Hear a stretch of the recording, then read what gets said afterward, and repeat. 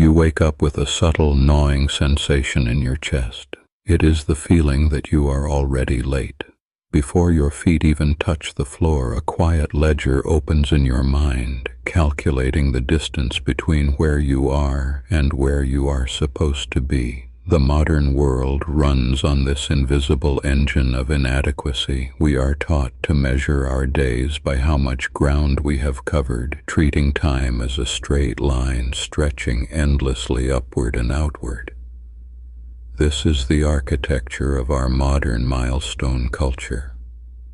We are conditioned to view our lives as a series of checkpoints to be cleared: graduation, career, property, accumulation. We move from one marker to the next, convinced that salvation lies just across the next threshold. But the strange reality of this relentless pursuit is that the finish line is a mirage.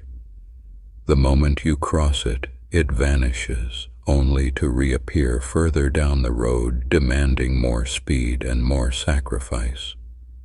We live under the crushing weight of the myth of linear progress.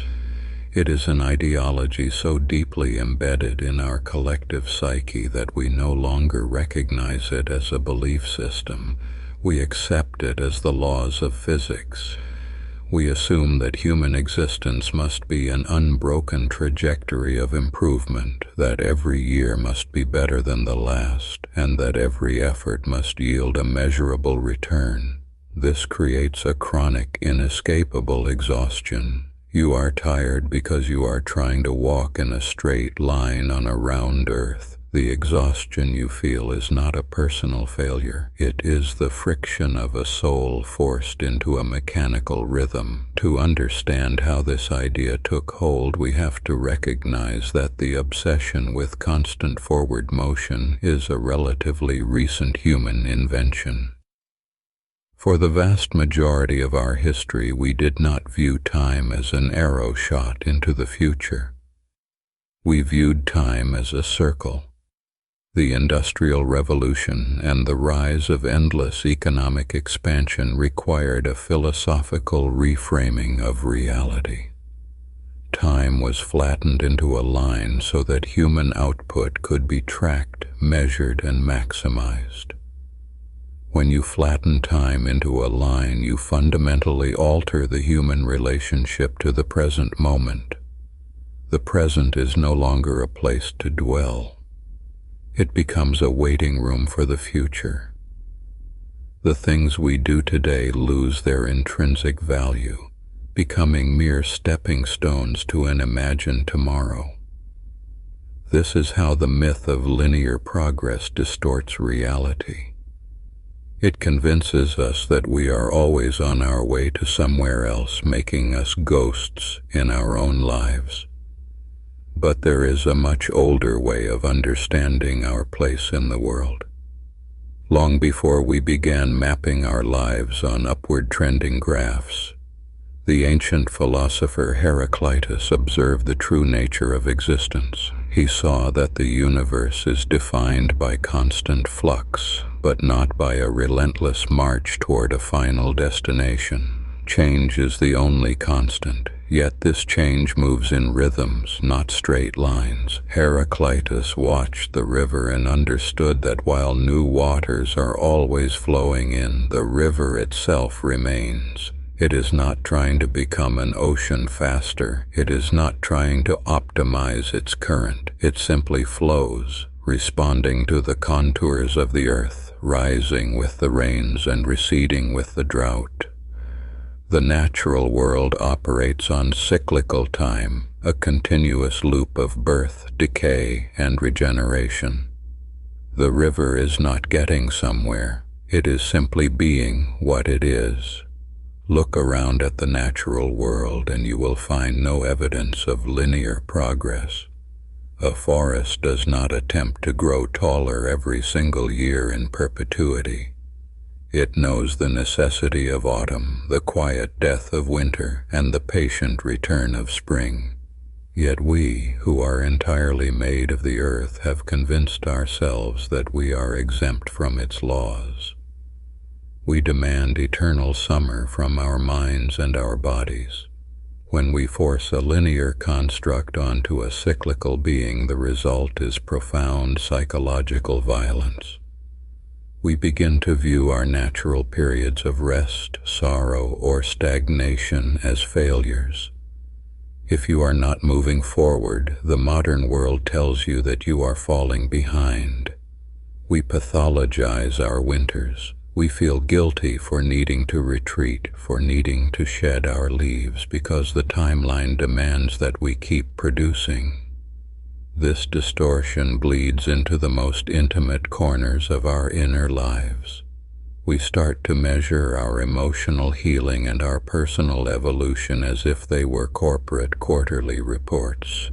We expect our grief to diminish in a neat, downward slope. We expect our understanding of the world to accumulate without regression. And when we find ourselves circling back to an old fear or an ancient sorrow, we feel a deep sense of shame. But healing, much like time, is cyclical. You do not conquer your shadows and leave them behind on a linear timeline. You revisit them. You spiral around them, encountering the same wounds at different depths and from new vantage points. This is not a failure of progress. This is the natural rhythm of integration. The human heart does not operate on a schedule of continuous improvement. Stop measuring the distance you have traveled. The coordinates are entirely made up. The tragedy of the linear mindset is that it strips the sacredness from the ordinary. If the only value of today is what it builds for tomorrow, then today is inherently worthless. We spend decades sacrificing our present vitality on the altar of a future that never arrives. We endure jobs that drain us, relationships that hollow us out, and a pace of life that shatters our nervous systems, all for the promise of a distant payoff. We are waiting for the moment when we have finally accumulated enough security, enough status, or enough wisdom to simply stop and live. But the horizon is an optical illusion. You can walk toward it for a lifetime and never get 1 inch closer. The idea that you are getting somewhere is the very mechanism that keeps you running on the treadmill. To step off the treadmill is to embrace a radical act of remembrance. It requires us to remember that we are biological creatures, not economic algorithms. It asks us to look at the night sky and the changing of the seasons, and to recognize that the universe does not share our obsession with velocity. The stars trace circles in the dark. The earth spins on its axis. The tides pull back only to rush forward again. When you align yourself with cyclical time, the pressure begins to dissolve. You realize that you do not need to be a better person than you were yesterday. You only need to be present for whatever season you are currently in. If you are in a season of shedding, you let go. If you are in a season of dormancy, you rest. You stop fighting the current of your own life. There is nowhere to arrive. There is only here and the depth with which you are willing to inhabit it. Notice the profound silence that descends when you drop the narrative of progress. The mind, which has spent its entire existence scanning the future for threats and opportunities, suddenly finds itself without a job. At first, this emptiness can feel terrifying. We have used the noise of our ambition to drown out the deeper questions of our existence. Without the distraction of forward motion, we are forced to sit with ourselves.